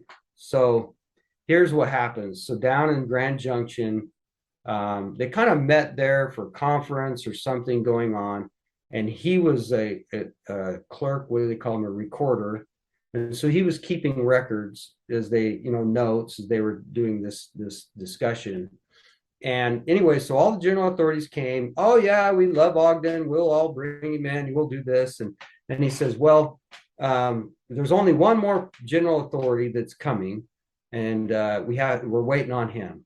And so then he shows up, and then they say, "Well, the person we're trying to bring in is Ogden Kraut. What do you think about Ogden?" And he said, "I can't sponsor Ogden." And they go, "Why? What's wrong with Ogden?" And he said, "There's absolutely nothing wrong with Ogden." He said, "It's his wife. She's too fat. She's not general authority. She's not general authority material." my Whoa. uncle's sitting there recording, and this is his sister. And so he slams the pencil down, and he just walks out, and he goes, "What's wrong with him?" And they said, "No, that was his sister. You just offended." And he goes, "Oh no." And so he walks out, and then they all kind of reevaluate. Well, Ogden's got these fundamentalist ties and And well, there's one that disagrees, so it's not going to happen. And I said, "Well," and then I went back and told my dad the story. I said, "This is how Uncle Neil told me. I want to know if it's truth." And he goes, "Yeah, that's true, but it's not important. It's not important." And I said, "Well, why isn't it important? It seems important to me." And he goes, "It's okay. It just wasn't meant to be. If I'd have got in there, I'd have just gotten thrown out, probably like George P. Lee or something. I'd have wrote letters or something or said something." And so I just don't think that was it was not that important. Right. Wow. So he was to be called up to that. But back to Skousen. So Skousen was kind of, leading that way.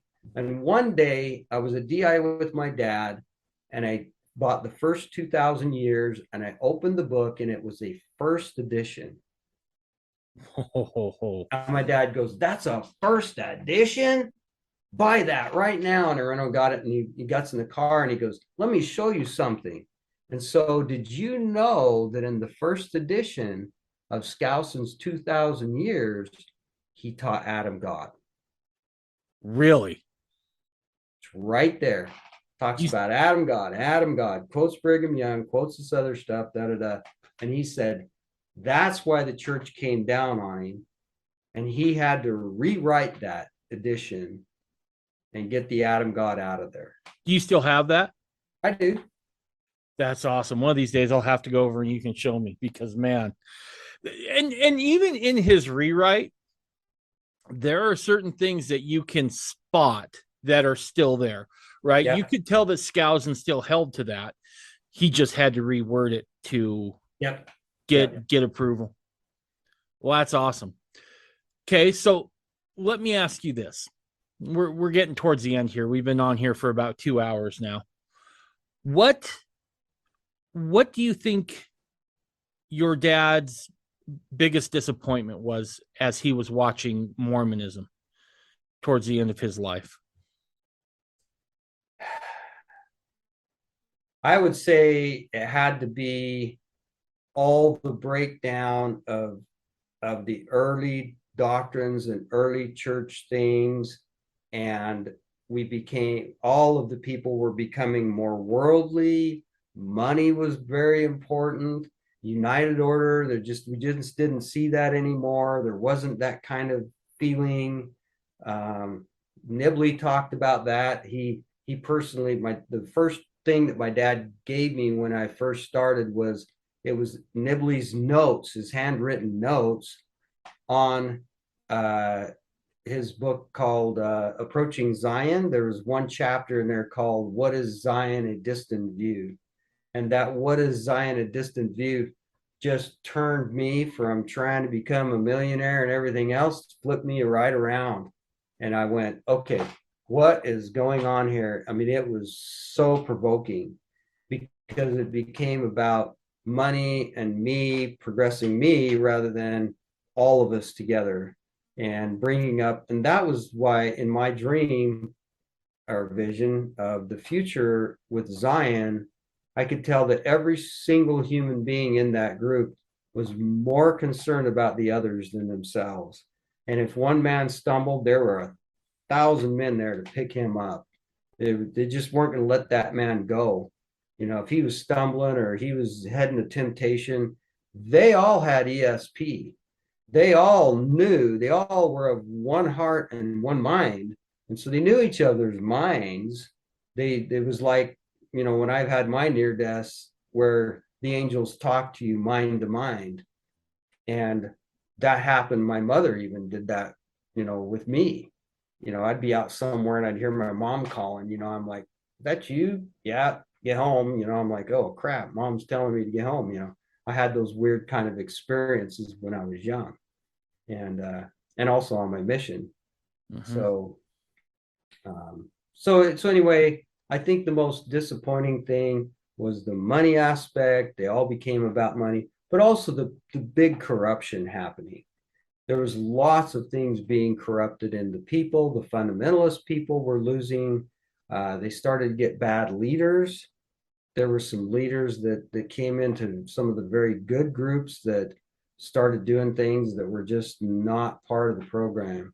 And you could feel the spirit of it changing. You know, the entire group feeling went down. And then towards the end, I think he was just discouraged because so many people were just going off the deep end. They didn't care anymore. You know, he'd written all these books and wrote this stuff and nobody cared. He felt like nobody cared. You know, one of the last things that Nibley said on his deathbed, I don't think I did any good in this world. Mm. You know, and I think great men, they feel like they've accomplished this, but then in the end, they don't see all the hundreds of people that they don't know the influence of what happened to Right. them. And I think that's kind of where my dad started feeling kind of that same way. Kind of maybe a loss of vision for Mormon people in general, and then just in overall corruption.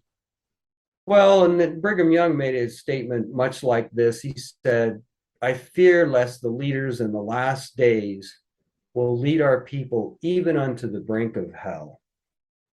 Right. And so here we are kind of edging the really terrible stuff of this world. And we're seeing that in the sexual perversions, the sexual things going on. We see all kinds of bad influences happening in families, and you know, Right. it's kind of taken its toll. Sure. What do you think your dad's legacy is? What I think his legacy is, Yeah. I think the greatest legacy that I think he felt was this upcoming book where we're taking all of the books together as an encyclopedia set, and it's going to be compiled into one big book like the very Bible that the angel brought through the window. I think that's his legacy, is those books. Right. What kind of impact do you feel your dad had? I know he had a huge impact. in and outside the church. And, I know people have been influenced well within the church. There were lots and lots of people who secretly were in the church and stayed in the church and whatever that my dad influenced, in one way or another with their questions, their answers. There's people who I know who were going to throw the whole baby out with the bathwater, and because they got a hold of dad's books, they stuck with the program. They stuck with trying to understand and keep going. That's what I hope for, or wish I could get out there to most of the people in the church, is because just like me, when I started learning that, gosh, we've been lied to, Bruce R. McConkie was saying on one point, oh, Brigham Young never taught this doctrine of Adam God. And Dad had got after Bruce and he said, why did you do that, Bruce? Now the anti-Mormons are saying, look, here we can show all these places where Adam God was taught. And here's these references. And I had an anti come to me in the mission field one time and showed me all these controversial things. And I looked at it and they go, oh, that's a great verse. I like that one. That proves Adam God really well. You should have seen their face. They didn't know how to handle that, and so I don't know, his influence went, I remember a man that's very prominent in our community, owned a big business, and he's not LDS. And he said, your dad's stuff went everywhere. I was up in deep Alaska hunting on a big old hunting thing. We're bored. There's no TV. There's no anything. We can't get anything. It's just bored out of my gourd. And I go to this little hut that they call the library. And there was a bunch of your dad's books there. He goes, man, they're everywhere. They were everywhere for a long time. A lot of people had his books and went there. I'm going to say something now. I've told it before on the podcast, but I want to tell you, because I entered fundamentalism in probably the most head first way you can do it. I started practicing plural marriage before I knew much of anything about Adam God or anything else. And I remember trying to figure out where it was I was supposed to go to have me and my second wife sealed. And I was just worried sick about getting it done. And it was one of your dad's articles, came out of a book about a solemn covenant. And I read that, and there was so much comfort in that, and so much, we can do this, right? I think, let me rephrase that. I really believe at this point, we're going to see your dad's work start to play a more prominent role. Just shortly before, or shortly after I started this podcast, Under the Banner of Heaven came out, the movie on Hulu about the Laffertys. And there were all sorts of questions coming in about blood atonement, about Adam God doctrine, about these old obscure Mormon doctrines that just aren't taught anymore. I would dare to bet that your dad's work had a tremendous influence on just keeping people in the LDS church, right? Forget fundamentalism, just in the LDS church, because it's the one place you can go where you're not going to get spin. You're not going to get proselytizing in terms of come join this group. It's just straight fact. And straight fact is non-threatening because it just is what it is. The truth has no agenda. To me, the feeling I had when I read your dad's work on solemn covenants, when I read when I read your dad's work on Adam God, I think that's his legacy, right? He compiled all this. And I think, like most great men, they never get to see what their legacy is. It's only afterwards, right? Moses didn't get to see the promised land. He got to see it, but he never got to enter it. And I think your dad is probably right there, right? Never really getting to see exactly what he's done. But the work that he did has just been vital to fundamentalists everywhere.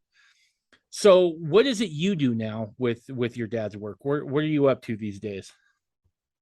Okay, let me let me interject real quick because you brought up a good point that I want to tell a story about Hugh Nibley. Yeah. And this is on Dad's legacy and people who he'd influenced and that kind of thing. And I went up to Hugh's and I was talking to him and I said, Hugh, I'm reading all my dad's books and I'm feeling the spirit of it. I mean, it's just all making sense. It's just, I mean, I don't get it. He's excommunicated and this and that. And he turned to me and he said, your dad, every book I've read of your dad so far, there were a few that he hadn't written at the end, it all is the pure gospel of Jesus Christ. And then he said, your dad, there are people that come to me all the time and they want to know about this Adam God doctrine. And he says, I can't answer that.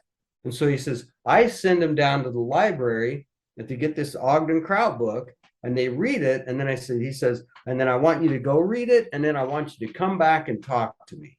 And invariably they'd come back and they'd say, okay, Hugh, I got it all figured out. No problem. They go back to doing their church callings. They're all good. They're all happy. And he says, your father has saved more people from the anti-Mormons than any person I know. Yeah, no, I believe it 100%, without a doubt. Without a doubt. So I think it was going now with my legacy, as you wanted to know what I'm trying to do, is we have been working very hard to get that big book done. Okay. But I'm also allowing people to online on ogdenkraut.com, you can go there and you can read all of Dad's books on there for free. And how that came was a dream because all the other fundamentalist guys I know, they have their books for sale. They don't just have it online for free. And Dad lost a lot of book sales because he had some of them online. And I was questioning whether I should do that or not. And one night I had a dream, and it was a weird dream, but I saw the Savior sitting there with another man. And this man is arguing and he's saying, but I didn't know because this and this. And I just didn't get that information. It wasn't available. And the Savior turned to him and said, well, all of that information was online on ogdenkraut.com for free. Wow. And then that was the answer to my prayer. And I wake up and I'm going, well, I guess we're going to put these all online for free. Right. And so that's how that happened. And so the books are in circulation. They're out there for people to read. I want to reach more people with the information. Dad would want that to get out, to spread that out and get more into it. And we're trying to get where people can just push a button and listen to it, because a lot of people can listen while they're doing things. Mm-hmm. There's reader apps that can do that, but we just need this to get it better so that people can just, like on YouTube, it'd be nice if it had one already reading the whole book or part of the book. Right. I don't know. However we can get that information out. Perfect. And then now I'm a big believer in owning the book, right? Just because I'm always scared of the internet not being available or and whatever. A lot of people, I included, feel that way. If someone wanted to go buy those books from you, where do they go to do that? Where do they go to purchase those books? Okay, so we have an actual print shop. It's in Santaquin, and there's a phone number. It's 801-609-2222 for twos. And we have a P.O. box. It's P.O. Box 222, Santaquin, Utah, 84655. And can they just walk into the print shop and buy some? That they can walk in the print shop. We're open from 9 to 6 every day except for Saturday and Sunday. And what's the name of the print shop? Old Pioneer Press. Perfect. Now my dad's was Pioneer Press, so I had to change it a little, so I changed to Old Pioneer Press. Perfect. All right. Well, yeah, I can't recommend your dad's books highly enough. In fact, Kevin, I need you to stick around after this podcast is over because I want to figure out how to get a copy of Ensign of to the Nations. But yeah, I can't encourage everybody to go out and get his book, whether you're LDS or whether you're a fundamentalist or whatever it is. Great resources, good information, just straight truth. So, Kevin, is there anything you want to say as we wrap up here tonight? Well, I'm really grateful we did this because there's a couple stories that I've never told, and I think they're very important for people to understand. But I think people need to really get back to in the LDS church today. I think they need to get back to the roots, beginnings of our church and what was being told. We talked a lot about Adam God today, and a lot of things that Joseph talked and taught didn't get recorded. There's a lot of things that other people said, and there's a lot of discrepancy. Oh, well, Joseph didn't say that. I actually found a gentleman who had actually dug up a story in one of the journals where two men walked up to Joseph and said, "Teach us more stuff, Joseph." And he's out chopping wood as he always did. And so he's working and he says, "Well, let's switch gears. You come over here and you chop the wood and I'll preach the sermon." So they said, "Oh, okay." So they're chopping all the wood and he's over there and he's preaching. And as he's teaching all these concepts, he gets to this one part that talks about Adam God. And so that was where Joseph taught Adam God. And a lot of the Adam God doctrine got kind of separated with situations with Orson Pratt, kind of came down through that line, came down into Joseph Fielding Smith's with Bruce R. McConkie. There was some lineage there of that whole not liking the Adam God doctrine. And so there's an experience where Joseph did teach it. And I think it's important because we in the church need to look at these old doctrines and search them out. The other thing I wanted to say before we conclude is a lot of fundamentalists found really interesting stories. There was a story that in 1886, they called it the visitation with John Taylor of Jesus Christ, Joseph Smith, others, and all that was recorded by L. John Nuttall in his journals. Now, I went back and we tried to find those journals, and that one journal that contained the 1986 era is gone out of church archives. And I know some of the Nuttall family, and we were trying to find it, and then we turned around and couldn't find it anymore. And so I found it online on eBay one day. Just out of the blue, I happened to look and was looking through books. And here's the L. John Nuttall, that same book that was right there, the original, and they wanted $5,000 for it. Whoo! So I call up the Nuttall family. He calls 4 or 5 friends. He gets the 5,000. Wow. So we're ready to buy this book. And he does all this bad eBay stuff. He promised it to us, and then he sold it to this other place. And then I got a hold of him. I got his phone number, talking to the guy, and he goes, "Well, I had another person who offered me way more money than that for that book." Ugh. And I said, "Can I ask who it was?" And he goes, "Oh, sure. It was the LDS church." Oh, geez. So you'd think the LDS church would get it and put it back in their file, so the whole book is complete, the whole set is not there. And so that got yanked. And so now when we reference, it's in the L. John Nuttall Journal, and it's in the LDS archives, and you go there and it's not there. And so what started happening with our family and others was that we started seeing things being pulled off the shelves and where nobody has access to those.